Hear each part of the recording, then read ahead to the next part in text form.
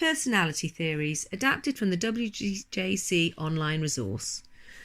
This presentation will cover the following: trait theory, type A and type B personalities, Bandura's social learning theory, Sheldon's biological theory, and the interactionist theory. The trait theory. Some psychologists believe that success or failure on the sports pitch is determined by personality.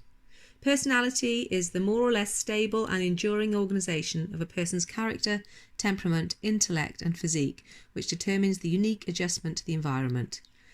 This definition was by Isaac. Trait theory suggests that we have traits that are innate and predetermined. It identifies two traits, the extroverts and the introverts. Your personality can be measured through use of questionnaires. More information on this later. The introverts tend to be shy, quiet, and don't really share opinions. The trait theory tells us that the introverts are not actively seeking excitement. They prefer calm and quiet environments and tasks that require greater levels of concentration. Introverts tend to play or take part in games like golf or snooker, where a high level of concentration is required. They also excel at individual sports such as athletics, gymnastics and swimming. It must be remembered that this is not always the case, however. Paul Scholes, a professional footballer, excelled in football, although he has a classic introverted personality. Extroverts are the type of people who are outgoing and loud. They also tend to be more confident and show off.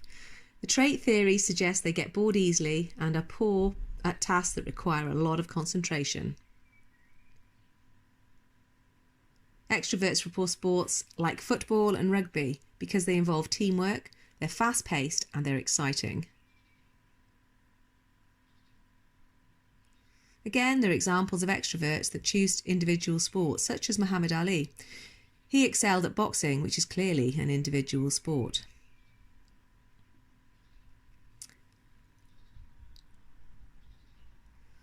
Early theorists, such as Isaac and Quintel, argued that the traits are merely inherited and are stable aspects of our personality. These inherited traits are traits that you get from your parents. Some of your traits you may gain from your parents include your body type, whether you're big or small, whether you have lots of body fat or little body fat, and if you're an outgoing person or a shy person.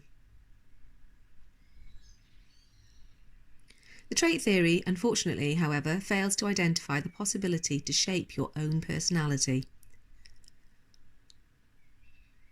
Personality traits can be grouped into two headings, Type A and Type B. Type A personalities lack patience, they have a strong urge for competition and a high desire to achieve goals. This type always rushes to complete activities, happily multitasks, and has high levels of anxiety. These people are most likely to play active team sports. Type B is the opposite of the Type A. They're more relaxed and tolerant towards others. They're relaxed and laid back. They experience low levels of anxiety and have high levels of imagination and creativity. Because of this, they're more inclined to take part in the less thrilling sports, but the more aesthetically pleasing sports such as gymnastics and dance. They may take part in long-distance cycling or running. Type A are highly competitive, desire to succeed, need to be in control and are prone to stress. Type B, however, non-competitive, lack desire to succeed, do not enjoy being in control and are less prone to stress. Bandura came up with the social learning theory. He stated that personality is learned through environmental experiences and the influence of others. Personality is not stable, but constantly changing as a result of our social situations. Personality evolves through modelling and reinforcement, modelling themselves on athletes that they can relate to, and behaviour being positively reinforced and therefore repeated. An example of this will be shown through the 4 stages of social learning. Attention, retention, motor reproduction, and motivational response. For example, an athlete's attention might be caught by either a skill or behaviour displayed by a role model. This role model they need to have a certain respect for and hold in high esteem.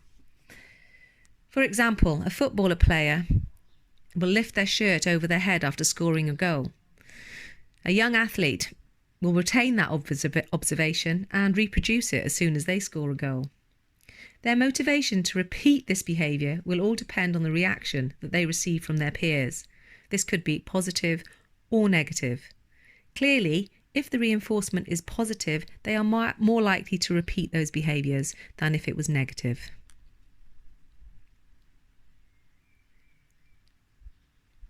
Sheldon's biological theory. Sheldon noted that personality was characterised into 3 personality based on physical makeup. Personality was demonstrated based on physical attributes and the relationship between build and behaviour. The 3 categories include endomorph, ectomorph, and mesomorph. The endomorph. The endomorph is physically quite round and is typified as the barrel of fun person. They tend to have wide hips and narrow shoulders. Quite a lot of fat is spread across their bodies. Psychologically, the endomorph is sociable, fun-loving, tolerant, even-tempered, and relaxed.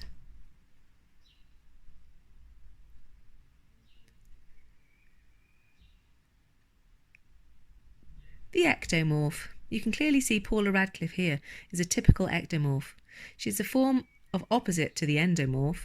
Physically, they tend to have narrow shoulders and hips, a thin and narrow chest and abdomen, and very little body fat. Even though they may eat as much as the endomorph, they never seem to put on any weight, much to the endomorph's dismay. Psychologically, they are self-conscious, introverted, inhibited, socially anxious, intense, and thoughtful. The final one, the mesomorph, is the most desirable body type. The mesomorph is somewhere between the round endomorph and the thin ectomorph. They have broad shoulders and narrow waist, muscular body, very little body fat. They're generally considered as well proportioned. Psychologically, they are adventurous, courageous, assertive, competitive, risk takers, and extroverted. They're sociable, fun-loving, tolerant, even-tempered, and relaxed. The interactionist approach, however, looks at all of these traits. Personality is a result of inherent traits and learned experiences. It is widely agreed that a combination of both theories that explains behaviour, Hollander used the concentric ring theory to explain this. The psychological core is the real you. This remains constant and stable. These are your inherited traits. The typical response that you would give in a situation can be modified and learned. However, an introvert could become and appear to be an extrovert with regards to our role-related behaviour if they're confident. They're dynamic and changeable surface of our personality. Well-educated and confidence will give us a more extroverted personality in our role-related behaviour.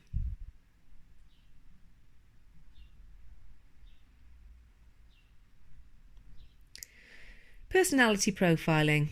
It's important as a coach to be able to personality profile our athletes. There's been a large amount of research to try and demonstrate relationships between personality and sporting behaviours, success and participation. Like physical training and biomechanical analysis, it's also important to have a psychological profile in order to identify an athlete's strengths and weaknesses to improve limitations. This assessment can be achieved through interviews with the athletes, questionnaires, and coaches' observations. A combination of the above methods will help identify behaviour and personalities. The careful analysis of results could aid motivation and adherence to the sport. The questionnaire, as I mentioned earlier, Cattell's 16PF question, looks at trait theory. It measures our normal personality traits.